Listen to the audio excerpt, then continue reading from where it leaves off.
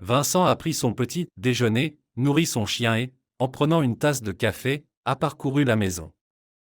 Par habitude, il a allumé son ordinateur et, pendant qu'il se chargeait, s'est approché de la fenêtre. C'était encore une journée pluvieuse, il n'avait pas envie de sortir. Les feuilles jaunies étaient presque toutes tombées, seulement sous les arbres il y en avait beaucoup et de grosses gouttes de pluie les écrasaient dans le sol. Vincent frissonna, Henri gémit. Même le chien n'avait pas envie de sortir par ce temps. Une mélodie de bienvenue est sortie de l'ordinateur. L'homme hésita en regardant l'écran. Chaque jour c'était la même chose, une infinité de flux de nouvelles et de stupidités sur Internet. Il s'installe devant l'ordinateur le matin pendant un petit moment, puis la journée s'écoule. Maintenant, il réalisait qu'il en avait assez. Il n'y avait presque pas de communication en direct, il était happé par Internet. Heureusement, il y avait Henri qui sortait son maître pour une promenade. Il avait divorcé de sa femme il y a 7 ans. Il avait 50 ans, il était jeune en apparence, mais la séparation l'avait affecté. Il n'avait ni la force ni l'envie de nouer de nouvelles relations et il y a des blessures laissées par d'anciennes relations. Il s'était éloigné de tout le monde, avait déménagé à la campagne, loué une maison. Il travaillait dans son jardin l'été, faisait quelque chose sur son terrain, il savait travailler de ses mains. Il avait des équipements de menuiserie et bricolait constamment quelque chose. Et maintenant, s'il faisait beau temps, il ferait quelque chose de ses mains. Maintenant, son cœur se serrait de solitude et Henri hurlait à côté, comme s'il compatissait avec son maître. Et là, Vincent se souvint que son ami avait un jour parlé de la possibilité de travailler comme chauffeur de taxi. Il ne l'avait pas pris au sérieux à l'époque. Pourquoi abîmer sa voiture? Il n'avait pas vraiment besoin d'argent, sa retraite suffisait. Mais maintenant, il a regardé cela sous un autre angle, c'était une occasion de changer d'air. Surtout qu'il pourrait prendre des commandes quand cela lui convenait, sans aucune restriction pour lui-même. Et Vincent, ennuyé, a décidé d'installer une application pour voir comment cela fonctionnait. Il a passé une demi-journée à comprendre comment ça marchait, puis s'est inscrit. Juste par principe, il a décidé d'essayer pour que ses efforts ne soient pas vains. Ainsi, en cette journée d'automne pluvieuse, Vincent a pris sa première commande. Ensuite, il a essayé plusieurs fois de plus, cela semblait fonctionner normalement et il a aimé ça. Maintenant, au lieu d'allumer son ordinateur le matin, il vérifiait les commandes sur son téléphone. Il ne conduisait pas de taxi tous les jours car il y avait peu d'options pratiques pour lui car il vivait à la campagne. Mais les gens voyagent même par mauvais temps, pour se reposer ou pour organiser une fête. Et qu'en est-il d'Internet? En parlant aux gens, on en apprend davantage.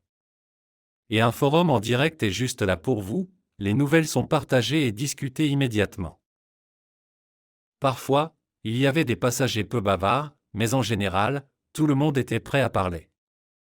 Vincent s'est passionné pour cette activité, comme s'il avait commencé à socialiser après une longue solitude. Il est devenu plus fréquent de se rendre en ville, il effectuait plusieurs commandes, regardait ce qui se passait dans la ville, qui allait où, et ce que les gens faisaient. Puis il rentrait chez lui et les gens étaient heureux de pouvoir se confier à quelqu'un. Parfois, ils voulaient juste être écoutés par une personne aléatoire qu'ils ne rencontreraient plus dans leur vie.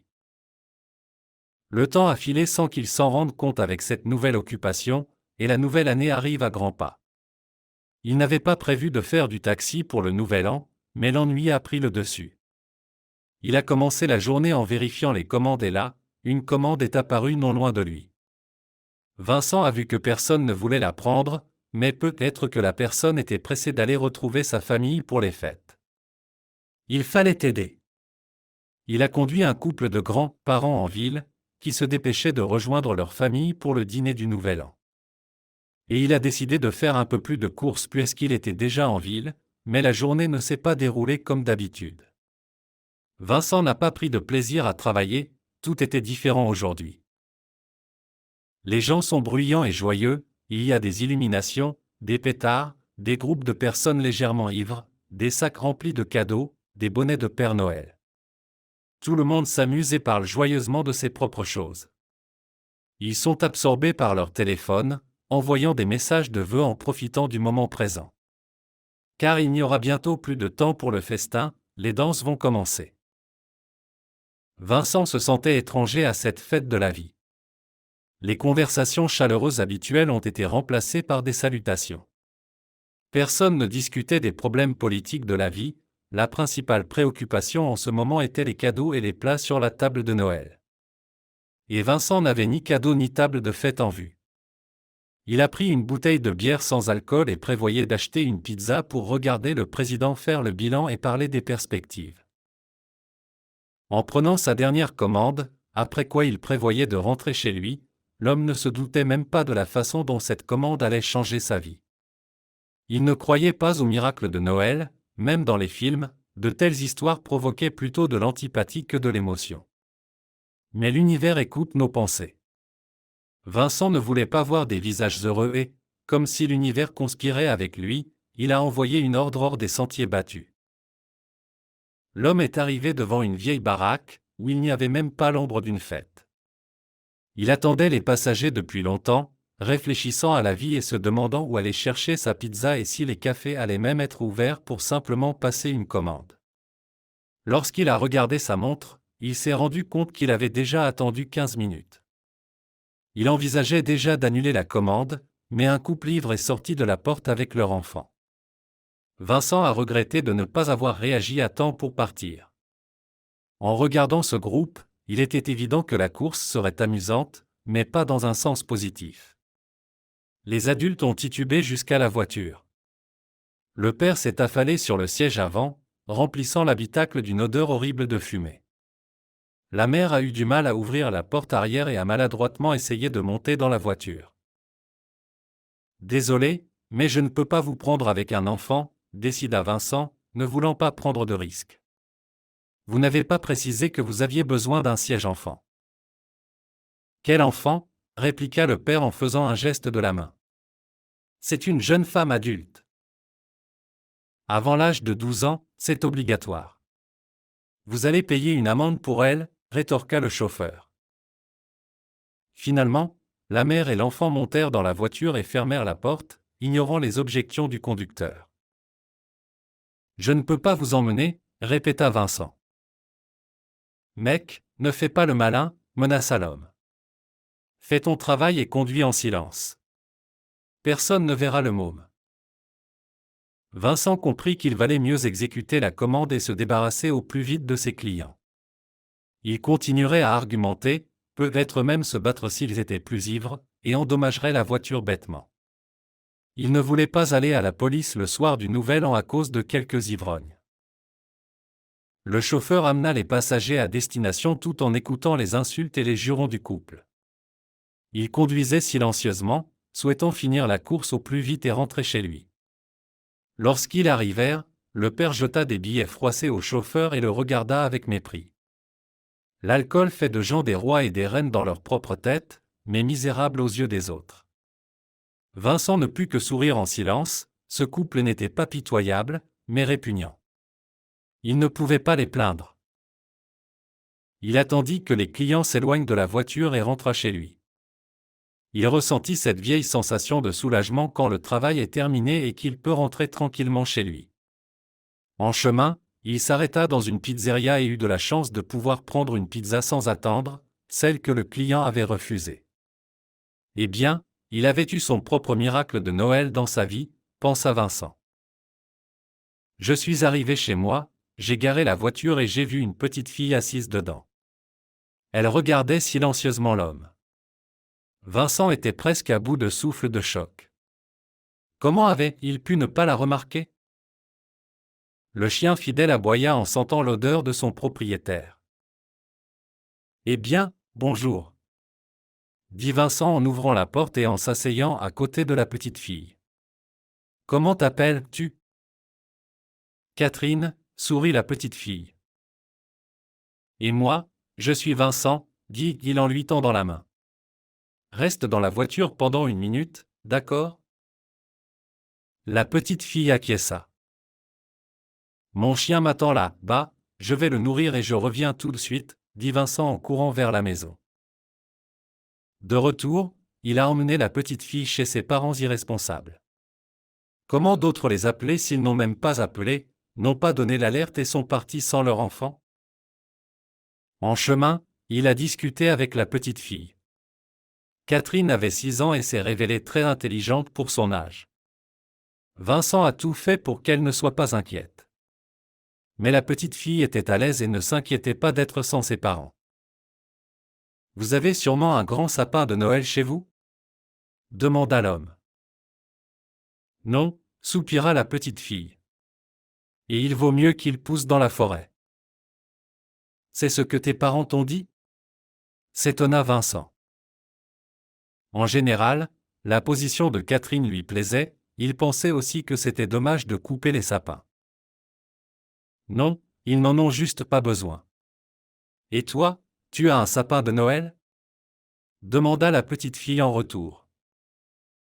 Eh bien, moi aussi, je pense qu'il vaut mieux qu'il pousse dans la forêt, dit l'homme en la soutenant. Catherine soupira. Ils arrivaient déjà à destination lorsque la petite fille regarda anxieusement par la fenêtre. Lorsque la voiture s'est arrêtée près d'un immeuble où ils ont déposé un couple ivre, Vincent a appelé les parents de la petite fille. Mais personne ne répondait. Il a vu dans le rétroviseur que la petite fille pleurait. Pourquoi pleures-tu? S'étonna l'homme. Maintenant je vais te ramener à tes parents pour célébrer le nouvel an. S'il te plaît, ne me ramène pas. Je peux rester assise tranquillement dans ta voiture, supplia la fille en larmes. Les parents vont s'inquiéter. Je ne ferai que vérifier. Vincent a rapidement quitté la voiture. Il a fermé les portes et s'est dirigé vers l'entrée où il avait conduit la famille. C'était difficile pour lui, mais il ne voulait pas s'impliquer dans les affaires des autres. Il y a des services spécialisés qui contrôlent les familles problématiques. Il ne voulait pas prendre une telle responsabilité sur lui. Vincent cherchait l'appartement où pourrait se trouver cette compagnie. Il marchait et écoutait les bruits. Ce sera sûrement une fête bruyante. Il a d'abord décidé de parcourir tous les étages, s'il ne trouve rien, alors il sonnera au hasard à toutes les portes. Mais déjà au 3e étage, il a entendu de la musique forte. La porte de l'appartement d'où venait le bruit était ouverte, l'homme est entré à l'intérieur. La scène l'a horrifié, c'était sale, tout était éparpillé, beaucoup de gens étaient excités. Certains dansaient, certains étaient allongés par terre, buvaient, fumaient, se reposaient à moitié nus. Personne n'a fait attention à l'entrée de Vincent, tout le monde qui n'était pas dans l'extase était sous influence. Vincent a parcouru l'appartement et dans une pièce, il a vu le père de la fille allongé sur le canapé et ronflant. En sortant, Vincent a rencontré la mère de Catherine, qui dansait avec un autre homme. Il était clair qu'ils ne s'inquiétaient pas de l'absence de leur fille. Vincent est retourné à la voiture, il a décidé fermement qu'il ne fallait pas ramener l'enfant dans cette famille. Des parents normaux, ayant perdu leur enfant, ne continueraient pas à célébrer. Aujourd'hui, l'homme a décidé d'organiser une petite fête pour la fille et de l'emmener à la police demain. Quand Vincent est revenu à la voiture, il a vu que la petite fille s'était endormie. Il ne voulait pas la déranger davantage. Ils sont arrivés chez eux et l'homme a emmené la fille endormie dans la maison, l'a mise sur le lit et l'a couverte d'une couverture. Henri cherchait constamment à renifler l'invité, mais Vincent ne le laissait pas faire. Il craignait de faire du mal à la fille. Son chien n'aimait pas les étrangers, il ne laissait personne d'autre s'approcher de lui à part le propriétaire. Il était tard, l'homme a réchauffé une pizza et a célébré le nouvel an avec Henri, assis sur son canapé. Il voulait offrir un cadeau à Catherine, mais il n'avait rien de convenable pour les enfants à la maison. Heureusement, il venait d'acheter des bonbons et n'avait pas eu le temps de les manger. Il trouve un joli sac, y met tout ce qu'il faut, écrit un mot et l'accroche à la fenêtre. Le matin, Catherine s'est réveillée et s'est approchée de l'homme endormi sur le canapé. Henri a sauté et est allé vers la petite fille. Vincent a sursauté de peur, voulant éloigner le chien, mais Henri s'est approché de Catherine, qui souriait en regardant l'homme. « Veux-tu du thé » Ah, thé, elle demandait.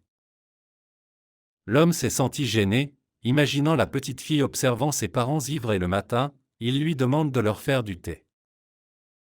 Bonjour. Harry Vincent. Tu es chez moi, je vais te servir du thé. Et il est allé à la cuisine, Catherine et Henri l'ont suivi. Sur le chemin, Vincent s'est arrêté à la fenêtre. Qu'est-ce que c'est que ça? S'est-il étonné en regardant la petite fille. Catherine a regardé anxieusement le sac accroché à la fenêtre. Vincent a pris le sac et l'a tourné devant lui. Qu'est-ce que c'est que ça? Il a sorti une note et a lu. Catherine, de la part du Père Noël. Il a levé les sourcils, étonné, pendant que la petite fille regardait son cadeau avec surprise. Eh bien. Comment a-t-il su? Il grattait le menton. Tu as dû te comporter très bien toute l'année pour que le Père Noël te trouve ici et te laisse une surprise. La petite fille sautait autour de Vincent. L'homme lui a remis un cadeau et elle a serré le paquet contre elle. Vincent s'est senti honteux, il n'y avait que quelques bonbons à l'intérieur et la petite fille s'attendait à quelque chose de spécial.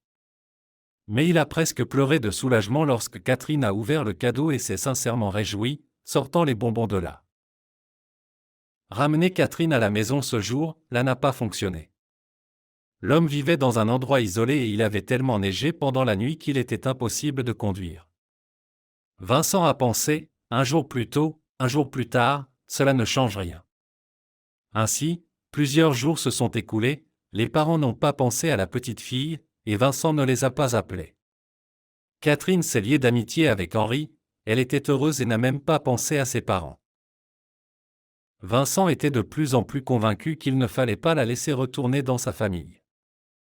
Il s'attachait de plus en plus à la petite fille et il était tourmenté par le doute, il ne savait pas comment aider Catherine. S'il la remet à la police, elle sera placée dans un foyer pour enfants. Et de là, avec notre système bureaucratique, il sera extrêmement difficile de sortir. Il ne voulait pas d'un tel avenir pour la petite fille, mais il n'avait pas d'autre choix. Plus il tardera, plus cela deviendra dangereux pour lui. Et le 10e jour, il a décidé qu'il n'y avait plus rien à reporter. Pendant ce temps, ils ont déblayé la route avec Catherine, fabriqué des mangeoires pour les oiseaux, construit des bonhommes de neige dans la cour. Vincent comprenait que la petite fille, comme lui, s'attachait aussi, il serait plus difficile de se séparer plus tard.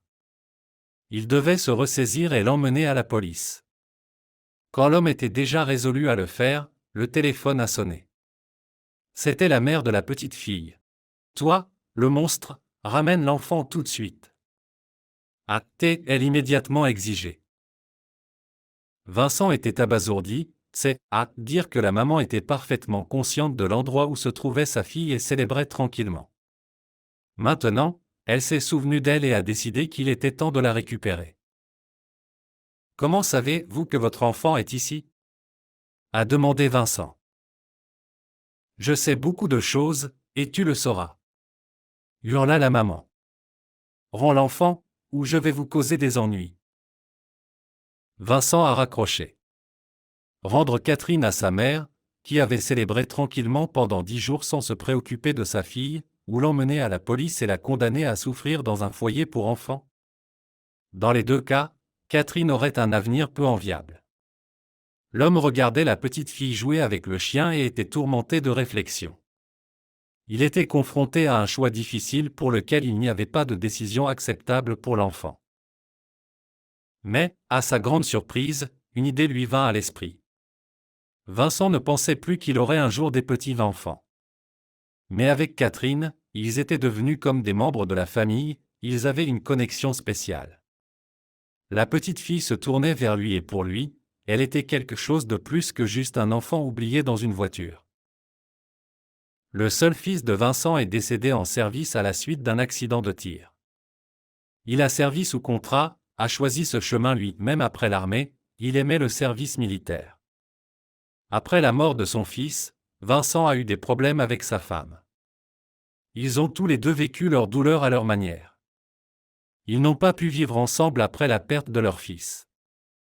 C'était douloureux pour eux de réaliser qu'ils avaient élevé leur Frédéric, qu'ils avaient vécu en harmonie et que tout était fini. Ils ne pouvaient pas se regarder dans les yeux. Vincent a décidé que le destin lui avait envoyé une petite fille. Il n'a pas réfléchi aux conséquences, il ne voulait simplement pas que l'enfant souffre. Mais cela ne pouvait pas durer éternellement. Un voisin a signalé à la police qu'un enfant était apparu dans la maison de l'homme. Vincent a été interrogé à ce sujet, mais il a été libéré sans poursuite. En revanche, Catherine a été placée dans un foyer. La protection de l'enfance a rapidement agi, a vérifié les parents. La mère de Catherine vivait avec un compagnon, il n'y avait pas de père. L'endroit où vivait l'enfant a été jugé inadapté, la question de la privation des droits parentaux a été soulevée. Vincent a rendu visite à la petite fille dans le foyer et a suivi l'évolution de son cas. Il s'est avéré que la mère, en principe, se moquait de ce qui allait arriver à la petite fille, elle n'en avait pas besoin. Elle était seulement préoccupée par son propre sort, pour ne pas être condamnée, car les voisins, de manière inattendue, se sont souciés de la petite fille et ont commencé à raconter comment elle vivait dans un taudis avec ses parents.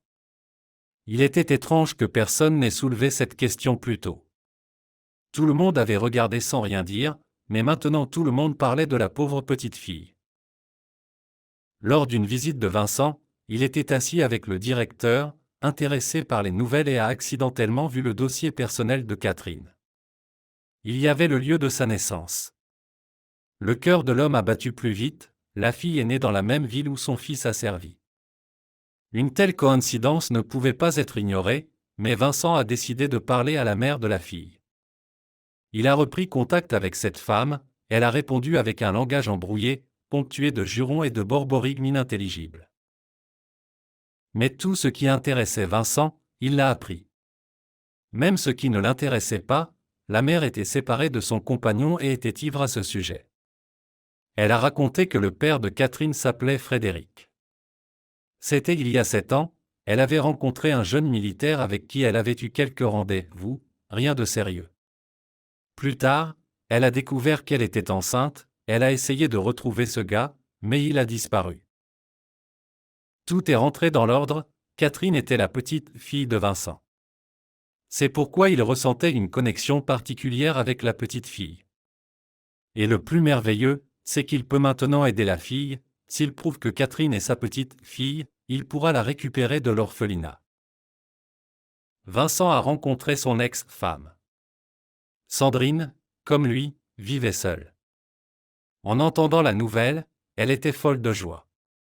Ensemble avec son ex-mari, ils ont commencé à se battre pour leur petite fille. Cela les a rassemblés à nouveau, ils se sont réconciliés et se sont rapprochés. Ils ont commencé à formaliser les documents pour l'adoption. Ils ont tous les deux 50 ans, encore jeunes, ils sont capables de s'occuper d'un enfant. Malgré tout, la vie continue. Ils ont eu l'occasion de donner une famille à la petite fille, de lui offrir une enfance heureuse avec ses proches. Et, grâce à leurs désirs et à leurs efforts communs, Catherine a bientôt trouvé une nouvelle maison et une famille aimante.